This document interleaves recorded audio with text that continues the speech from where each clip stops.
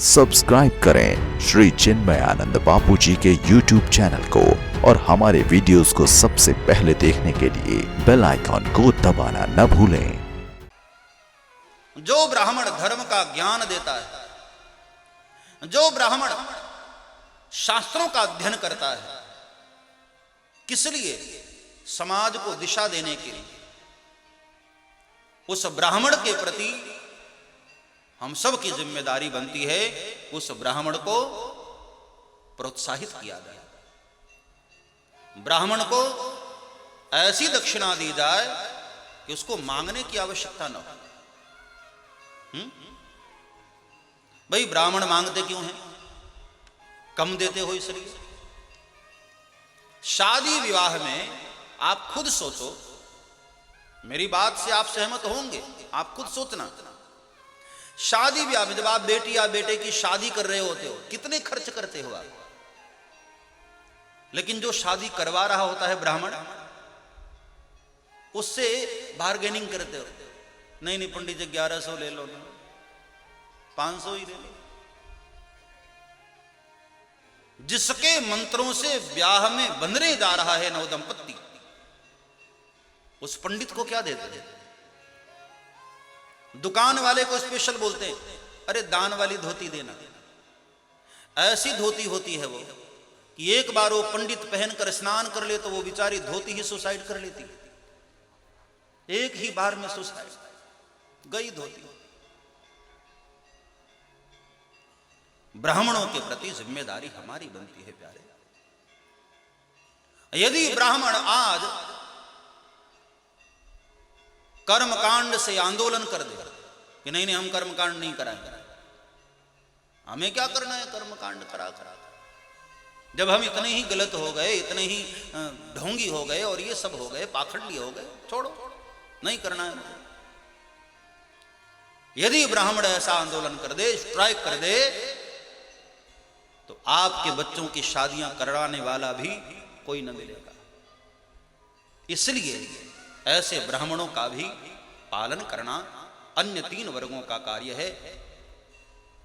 उस ब्राह्मण को गौदान करो। और ये भगवान खुद बोले श्रीमद् भगवद गीता में, श्रीमद् भागवत में नंद बाबा को कह रहे हैं कि बाबा ब्राह्मण को दक्षिणा दी जाए। ब्राह्मण को गौदान किया। और गौदान भी कैसी? कई लोग इसमें भी बड़ी चालाकी करते हैं। जो गाय हमारे काम की नहीं रही, बोले चलो वो गाय ब्राह्मण दे दो, देवता को दे दो, पंडित जी को दे दो। धेनु कहते हैं बछड़े वाली गाय को। बछड़े वाली जो गाय हो, मतलब ब्याई हुई जो गाय है, ऐसी गौ का दान ब्राह्मण को दे, तब उस गौदान का महत्व होता है, तब उस गौदान का पुण्य होता है। और फिर भगवान ने कहा बाबा गिरिराज महाराज का भी यज्ञ हमको करना चाहिए। गिरिराज महाराज का यज्ञ कैसे? तो भगवान आगे बोलते हैं कि जैसे इंद्र के लिए हमने सामग्री तैयार की, उन्हीं सारी सामग्री से गिरिराज गोवर्धन का यज्ञ किया जाए। प्रकृति की सुरक्षा, पर्यावरण की रक्षा। क्या परमात्मा की सोच थी, क्या प्रभु की सोच थी। भाषा अलग होगी जरूर उस वक्त, कहने का ढंग प्रभु का अलग होगा, लेकिन इशारा वही है जो आज के वैज्ञानिकों का है। पर्यावरण की रक्षा की ओर भगवान ने बहुत प्यारा कदम उठाया। पच्यताम विविधा पाका।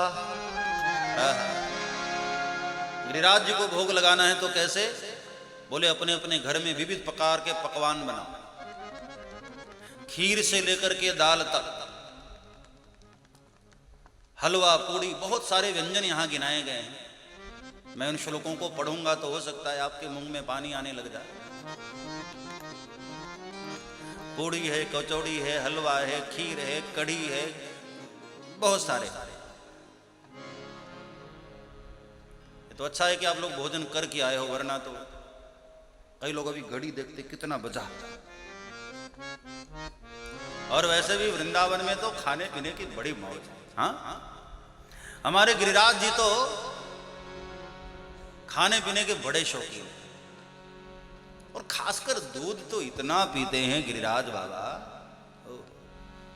जहां जाओ मुखार बिंद पे दूध ही चल रहा है। सब्सक्राइब करें श्री चिन्मयानंद बापू जी के YouTube चैनल को और हमारे वीडियोस को सबसे पहले देखने के लिए बेल आइकॉन को दबाना न भूलें।